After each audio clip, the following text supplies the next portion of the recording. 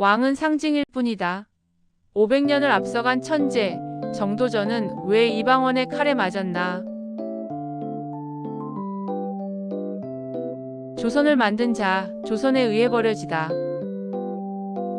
1392년 조선이라는 새로운 나라가 탄생했을 때 그 나라의 모든 것은 이 한 사람의 머리에서 나왔습니다. 수도 한양의 위치, 거리의 이름, 궁궐의 배치와 명칭, 법률, 관료 시스템, 심지어 왕이 앉을 의자의 디자인까지. 그는 조선이라는 거대한 기계를 혼자서 설계하고 조립한 조선의 아키텍트였습니다. 그의 이름 정도전. 그는 단순한 계곡 공신이 아니었습니다.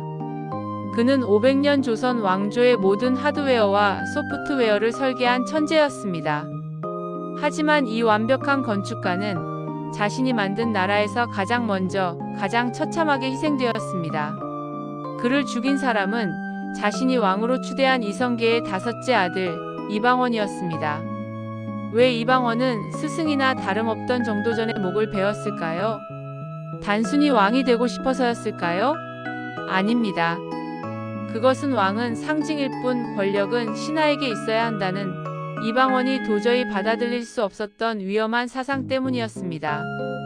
오늘은 500년을 앞서간 천재가 어떻게 자신이 만든 나라의 희생양이 되었는지 그 비극적인 이념 전쟁을 파헤칩니다. 고려의 그림자, 새로운 나라를 꿈꾸다. 정도전의 혁명은 고려 말 부패한 세상에 대한 절망에서 시작되었습니다. 문벌 귀족들이 나라를 사유화하고 백성들이 고통받는 현실을 보며 그는 깨달았습니다. 나라의 시스템 자체가 썩었다. 새로운 왕조만이 답이다. 그의 머릿속에는 단순한 왕조 교체가 아닌 완벽한 유교 이상 국가를 세우려는 청사진이 있었습니다. 새 나라의 왕은 백성을 사랑하는 인과 의를 갖춘 이상적인 군주여야 했습니다. 정도전은 그 이상적인 군주 후보를 찾았습니다. 바로 위화도 회군으로 전국적 영웅이 된 무장이자 당대 최고의 명장이었던 이성계였습니다. 정도전은 이성계의 힘을 빌려 자신이 구상한 유교 이상 국가를 세우려 했습니다. 두 사람의 만남은 창과 머리의 완벽한 결합이었습니다. 조선의 설계자, 한양과 경복궁. 조선 건국 후 정도전의 천재성은 빛을 발했습니다. 그는 단순한 정치가가 아니라 도시계획가, 법률가, 역사가, 철학자, 교육자, 군사 전문가였습니다. 수도 설계, 도읍을 어디에 정할 것인가, 풍수지리상 최적의 장소인 한양을 선정하고 도성 계획을 세웠습니다.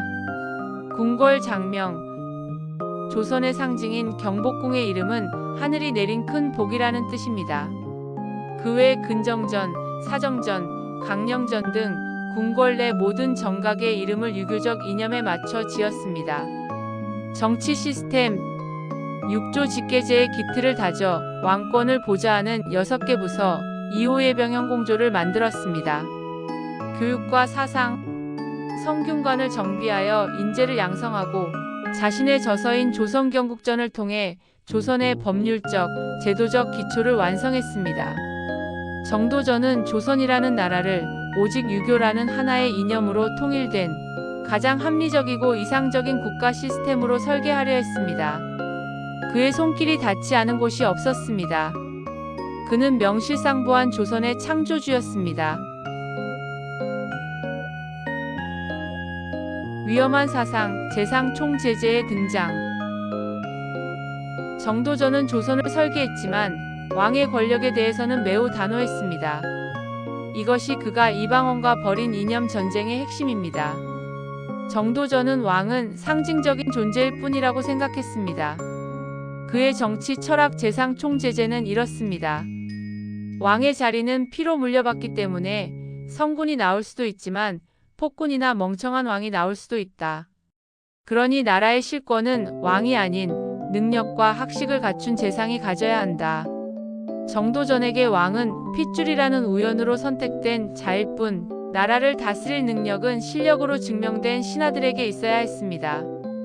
이것은 왕조 국가인 조선에서 반역적인 사상이나 다름없었습니다. 이방원은 이 사상을 도저히 용납할 수 없었습니다. 아버지와 내가 칼 들고 피 흘려 세운 나라다. 그런데 정도전 저놈은 왕의 권위를 무너뜨리고 자기가 왕 위에 서려 하는 것이다. 태종에게 정도전은 건국의 영웅이 아니라 왕권을 찬탈하려는 가장 위험한 정적이었습니다. 사병 혁파와 세자 책봉, 선전포고. 정도전은 자신의 이상을 실현하기 위해 이방원을 제거하는 정치적 행동에 나섭니다. 첫 번째 칼날, 사병 혁파. 정도전은 왕자들의 사병을 모두 국가의 군대로 귀속시키려 했습니다.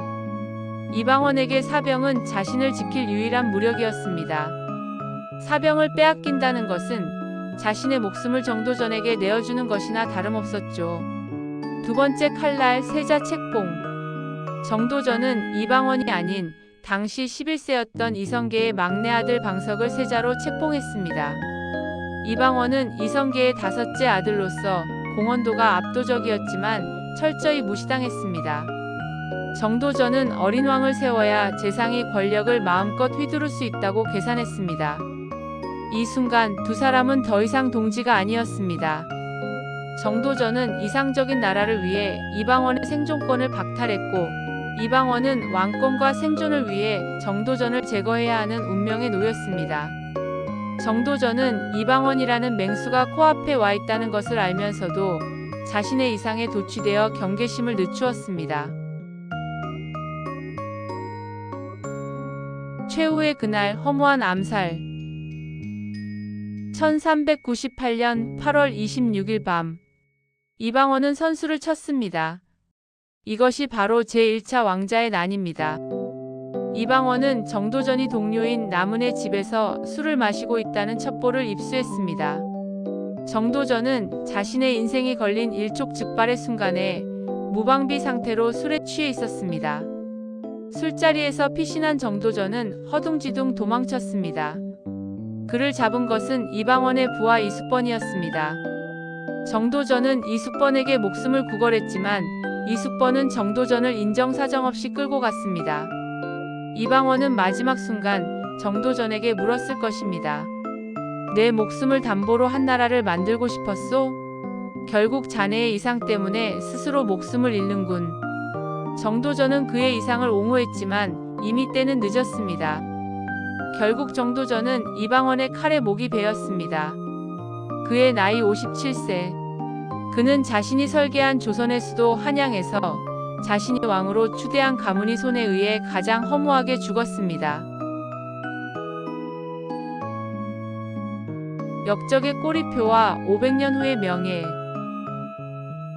정도전이 죽자 그의 사상과 그의 문인들은 철저하게 숙청되었습니다. 그는 조선 왕조 500년 동안 왕권을 훼손하려 한 역적으로 규정되었습니다. 그의 책은 불태워졌고 그의 이름은 금기시되었습니다. 이방원은 그가 죽인 처남들은 나중에 복권시켜줬지만 정도전만큼은 끝까지 용서하지 않았습니다. 그의 사상이 왕조의 근간을 흔든다고 믿었기 때문입니다. 500년 뒤 그의 명예는 비로소 회복됩니다. 고종 때에 이르러서야 정도전의 공헌이 재평가되고 신원되었습니다. 정도전은 천재였습니다. 그는 왕권이 아닌 국가 시스템에 권력을 부여하려 했고, 이는 500년 뒤에야 실현되는 대의제의 개념과 맞닿아 있었습니다. 그는 자신의 시대를 500년이나 앞서 나간 혁명가였지만 그 대가로 자신이 사랑했던 나라에서 가장 비참한 죽음을 맞이해야 했습니다. 그의 꿈은 좌절되었지만 그가 설계한 한양과 경복궁은 지금도 한국의 수도를 지탱하고 있습니다.